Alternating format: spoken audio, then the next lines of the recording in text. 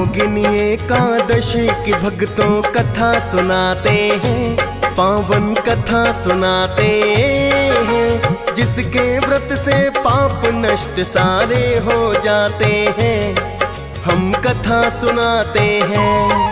हम योगिनी एकादशी की भक्तों कथा सुनाते हैं, पावन कथा सुनाते हैं।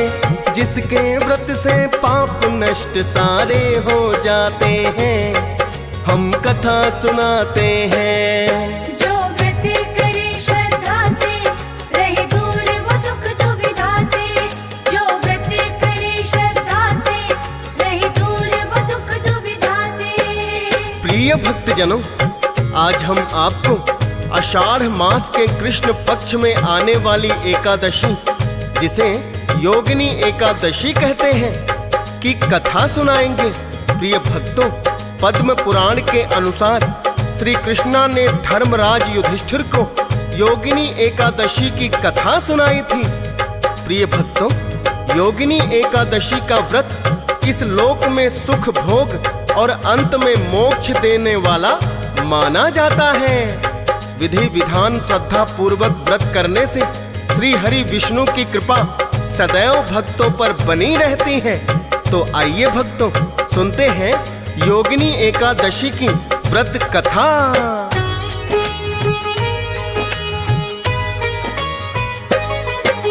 ध्यान लगा कर सुनो हे भक्तों द्वापर युग की बात। युधिष्ठिर आए एक बार जब श्री कृष्णा के पास, कुशल क्षेम फिर आपस में दोनों ने पूछा है। श्री कृष्ण से युधिष्ठिर ने फिर भक्तों ये कहा है, आषाढ़ मास बड़ा पावन है, श्री कृष्णा लग गया है। आने वाली एकादशी की सुननी मुझे कथा है। कृष्ण पक्ष की एकादशी का बोलो क्या है नाम। एकादशी व्रत कथा का कर दो कृष्णा आप बखान। तब श्री कृष्ण युधिष्ठिर को ये कथा सुनाते हैं, पावन गाथा गाते हैं। जिसके व्रत से पाप नष्ट सारे हो जाते हैं, हम कथा सुनाते हैं। जो व्रत करे श्रद्धा से, रहे दूर वो दुख दुविधा से। जो व्रत करे श्रद्धा से, रहे दूर वो दुख दुविधा से। प्रिय भक्तजनों, क्योंकि श्री कृष्णा ही पांडवों का मार्गदर्शन करते थे और जब भी एकादशी या कोई अन्य उत्सव आता तो वो ही पांडवों को व्रत कथा और पूजन का विधि विधान बताते थे। जब आषाढ़ मास लगा तो इस बार भी युधिष्ठिर श्री कृष्णा से कृष्ण पक्ष की एकादशी की कथा एवं महात्म जानने के लिए आए। युधिष्ठिर की विनती पर श्री कृष्णा उन्हें आषाढ़ मास के कृष्ण पक्ष की एकादशी का महात्म एवं व्रत कथा सुनाने लगे।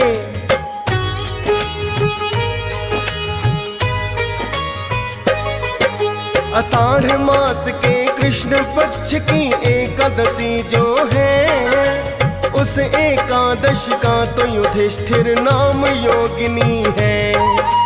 अब तुम योगिनी एकादशी कथा सुनो लगा कर ध्यान। कथा को सुनने मात्र से ही मिलेगा पुण्य महान।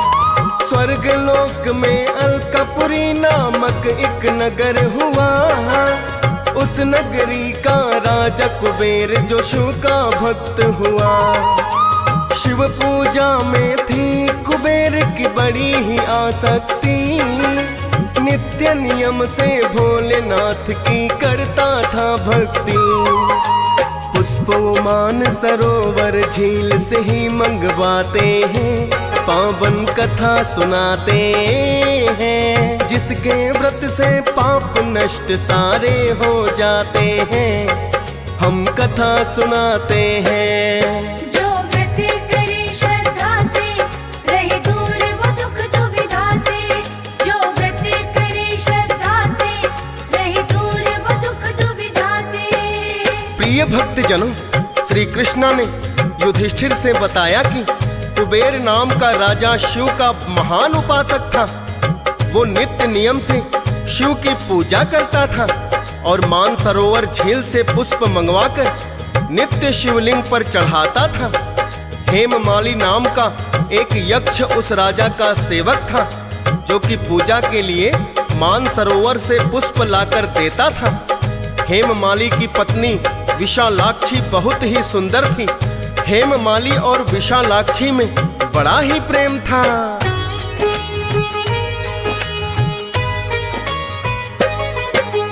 पुष्प लेने को हेममाली एक दिन जो आया है, उसकी पत्नी विशालाक्षी को सामने पाया है। देख के सुंदर पत्नी को कर्तव्य गया वो भूल, मान सरोवर से लेने आया पूजा के फूल। अपनी पत्नी संग लगा है वो तो रमण करने, पूजन का भी समय हो रहा ना सोचा मन में। प्रातः काल से फिर उसको दोपहर हो गई है। राजा ने सोचा हेममाली क्यों अब तक आया नहीं है। हेममाली पर राजा बड़े क्रोधित हो जाते हैं, पावन कथा सुनाते हैं, जिसके व्रत से पाप नष्ट सारे हो जाते हैं। हम कथा सुनाते हैं। जो व्रत करे श्रद्धा से, रहे दूर वो दुख दुविधा से।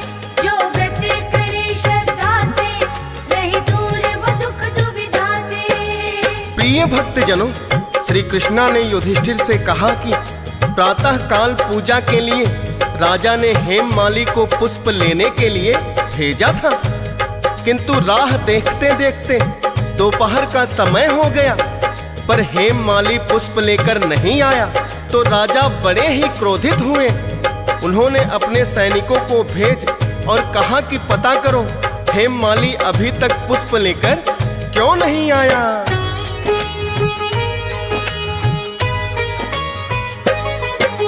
सैनिक आज्ञा पाकर हेममाली घर आए।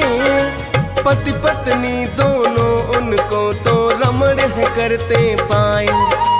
हेममाली को सैनिकों ने आवाज लगाई है, हुआ भयभीत बड़ा ही उसको याद जो आई है। पूजा के लिए पुष्प लेने में प्रातः काल आया, हो गई है दोपहर रमण में व्यर्थ ही समय गवाया। लाए हैं सैनिक पकड़ के उस राजा के सामने, हेममाली तो डर के मारे थर थर लगा कांपने।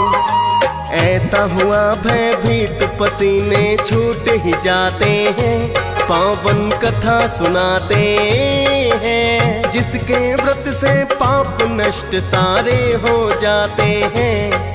हम कथा सुनाते हैं। जो व्रत करे श्रद्धा से, रहे दूर वो दुख दुविधा से। जो व्रत करे श्रद्धा से, रहे दूर वो दुख दुविधा से।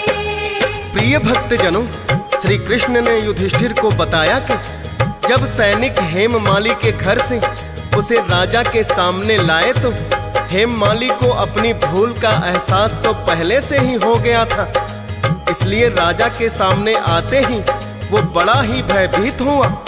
किंतु उसकी वजह से आज राजा कुबेर शिवलिंग पर पुष्प नहीं चढ़ा पाए, अतः राजा भी बड़े ही क्रोधित हुए और हेममाली को कहते हैं, तुमने अपनी पत्नी के प्रेम में मेरे शिव पूजन को बाधित कर दिया। जा, मैं तुम्हें श्राप देता हूँ कि तू कोढ़ी होकर मृत्यु लोक में जा गिरे।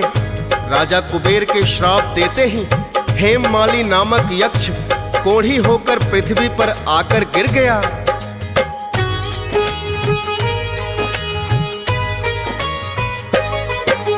राजा कुबेर ने हेममाली को श्राप दे दिया है, कोढ़ी होकर मृत्यु लोक में वो तो आ गया है।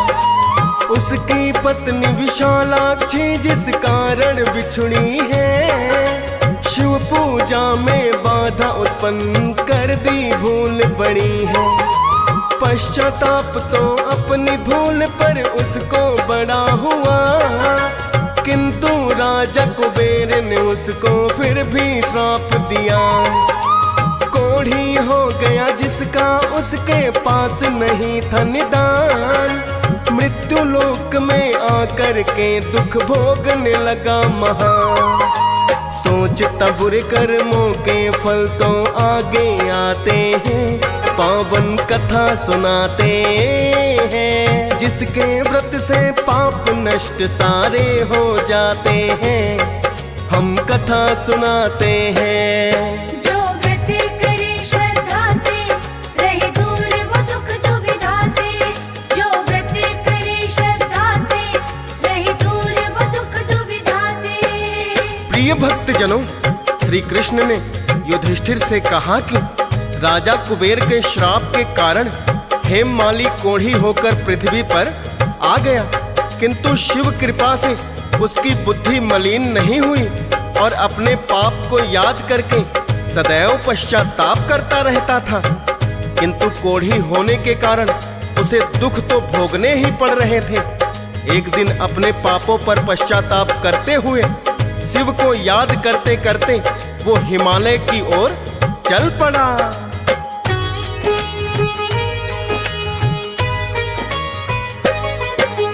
हुए हैं कष्ट महान क्योंकि हो गई कोढ़ी काया। एक दिन घूमते घूमते वो तो हिमालय पर आया।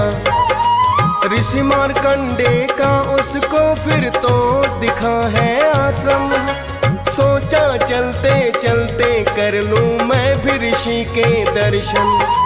ऋषि मार्कंडे तो ये भक्तों वयोवृद्ध ऋषि थे, ब्रह्मा जी के समान ही वो प्रतीत हो रहे थे। हेममाली ने सोचा कि यदि दर्शन हो जाए, मेरे पाप का प्रायश्चित भी शायद कोई बताए। क्योंकि ऋषि मुनि तो सदा ही परहित चाहते हैं, पावन कथा सुनाते हैं। जिसके व्रत से पाप नष्ट सारे हो जाते हैं, हम कथा सुनाते हैं। जो व्रत करे श्रद्धा से, रहे दूर वो दुख दुविधा से। जो व्रत करे श्रद्धा से, रहे दूर वो दुख दुविधा से। प्रिय भक्तों, श्री कृष्णा ने कथा को आगे बढ़ाते हुए कहा कि हेममाली एक दिन भटकते भटकते हिमालय पर्वत पर चला आया, जहां उसे ऋषि मार्कंडेय का आश्रम दिखाई दिया। ऋषि मार्कंडेय के आश्रम को देख के उसके मन में उम्मीद जगी। सोचा चलो ऋषि मार्कंडेय के दर्शन कर लेता हूँ, शायद मेरे पाप कर्मों का प्रायश्चित करने का कोई रास्ता वही बता दे। इतना सोचकर हेममाली आश्रम में आ गया। ऋषि मार्कंडेय अत्यंत वयोवृद्ध थे, किसी ब्रह्मा के समान प्रतीत हो रहे थे। हेममाली उन्हें देखकर धन्य हो गया और उन्हें प्रणाम करके बैठ गया।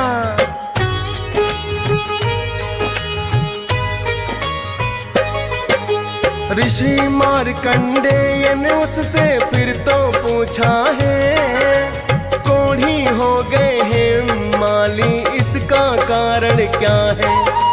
हेममाली ने ऋषि मार्कंडेय को सब है बताया। मेरे पाप कर्मों ने ही कोढ़ी मुझे बनाया, जिसके कारण पत्नी विशालाक्षी भी बिछुड़ गई और श्राप के कारण काया कोढ़ी मेरी हुई। आप कृपा कर मुझे बताएं इसका कोई निवारण, पाप मुक्त हो जाऊं मैं तो मुनिवर जिसके कारण। एक उपाय फिर तो मुनिवर उसे बताते हैं, पावन कथा सुनाते हैं। जिसके व्रत से पाप नष्ट सारे हो जाते हैं, हम कथा सुनाते हैं। जो व्रत करे श्रद्धा से, रहे दूर वो दुख दुविधा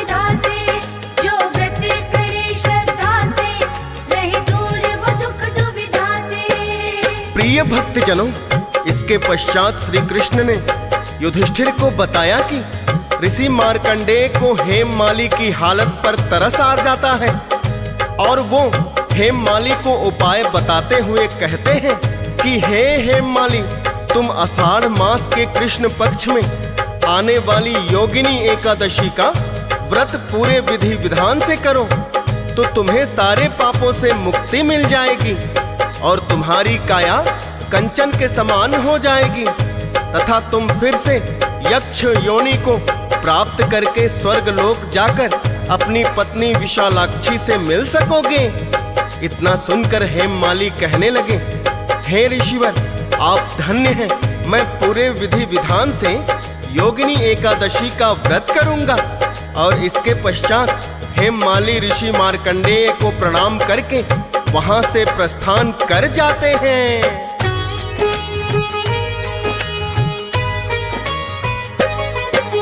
ऋषि मार्कंडेय ने उसको तो उपाय बताया है, हेममाली ने उनका बड़ा आभार जताया है।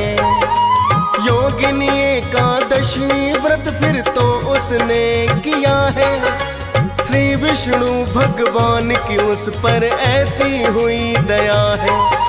कोढ़ी काया थी उसकी कंचन सी बनाई है और यक्ष की योनि भी फिर उसने पाई है। स्वर्ग में आ गया फिर से पत्नी विशालाक्षी के पास, पति विरह के कारण जो हो गई थी बड़ी उदास। योगिनी एकादशी व्रत फल ऐसा बताते हैं, पावन कथा सुनाते हैं, जिसके व्रत से पाप नष्ट सारे हो जाते हैं। हम कथा सुनाते हैं। जो व्रत करे श्रद्धा से, रहे दूर वो दुख दुविधा से। जो व्रत करे श्रद्धा से, रहे दूर वो दुख दुविधा से। प्रिय भक्तजनों, एक बार प्रेम से बोलिए श्री हरि विष्णु भगवान की जय।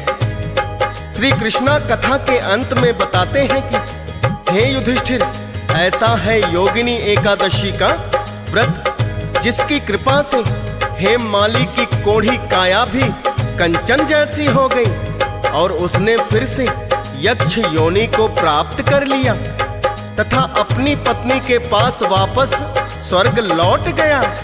कहते हैं योगिनी एकादशी व्रत का फल 88,000 ब्राह्मण को भोजन करवाने के समान होता है। कथा सुनकर युधिष्ठिर ने श्री कृष्ण का आभार प्रकट किया और कहा कि हे मधुसूदन, हम भी पूरे श्रद्धा पूर्वक योगिनी एकादशी का व्रत करेंगे।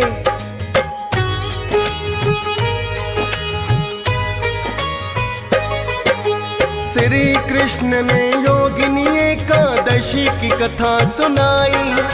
पांडवों ने किया व्रत योगिनी एकादशी जब आई, जिससे श्री हरि विष्णु उन पर बड़े हुए प्रसन्न। श्री कृष्ण के रूप में स्वयं ही करते मार्गदर्शन। जो कथा द्वापर युग की श्री कृष्णा ने है सुनाई, डीएस पाल ने श्रद्धा पूर्वक वही है दोहराई। हंस राज रलहन भी कथा को श्रद्धा भाव से सुनते। फौज सुरेश पे श्री हरि विष्णु बड़ी कृपा करते। पुण्य बड़ा ही सुनने वाले भक्त भी पाते हैं, पावन कथा सुनाते हैं, जिसके व्रत से पाप नष्ट सारे हो जाते हैं। हम कथा सुनाते हैं। जो व्रत करे श्रद्धा से, रहे दूर वो दुख दुविधा से।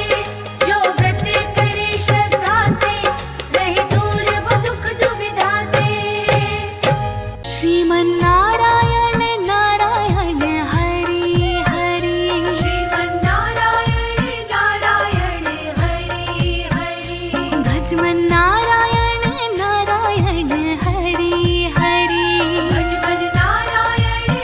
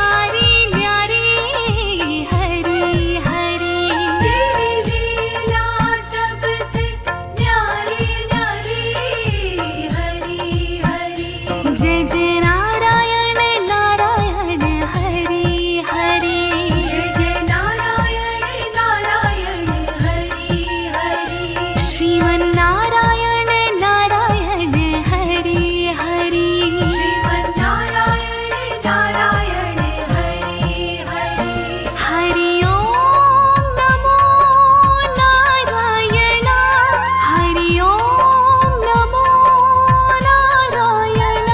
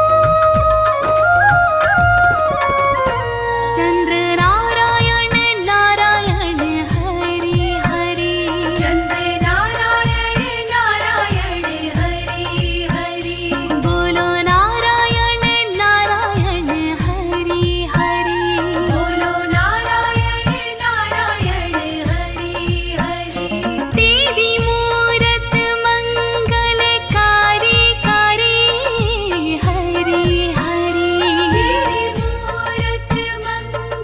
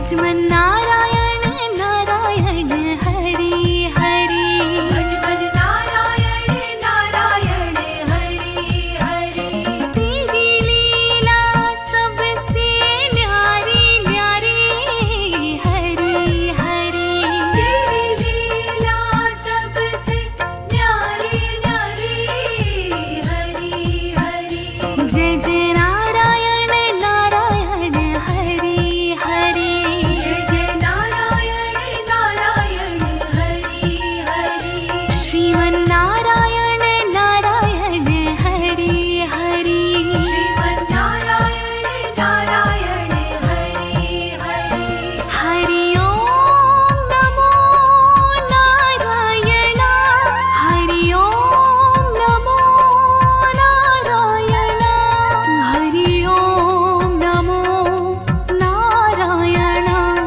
हरि ओम नमो नारायण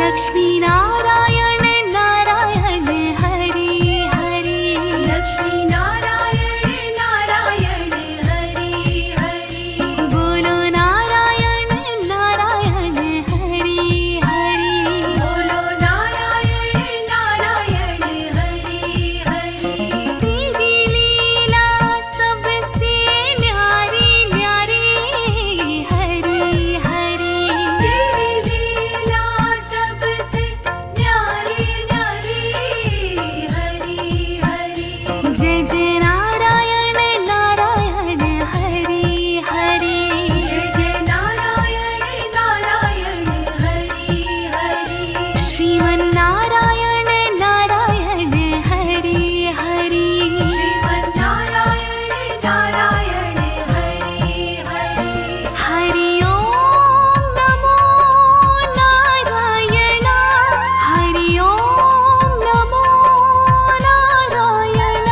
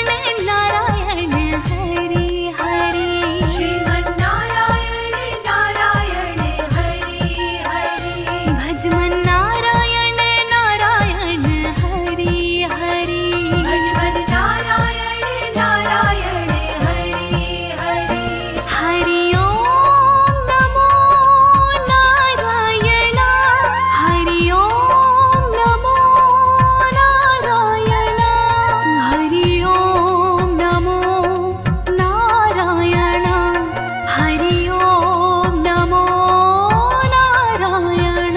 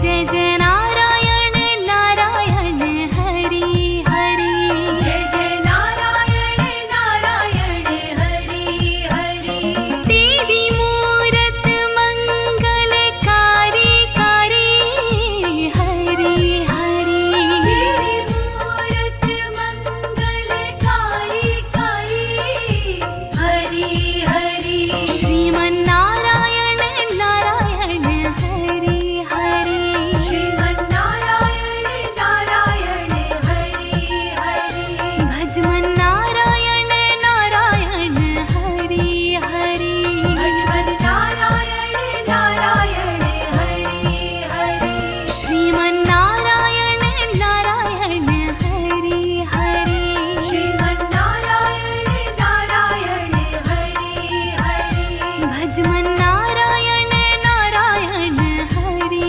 हरि भजमन नारायण नारायण हरि हरि विष्णु सुनिए विनय सेवक की चितलाए कीरत कुछ वर्णन करूं दीजय ज्ञान बता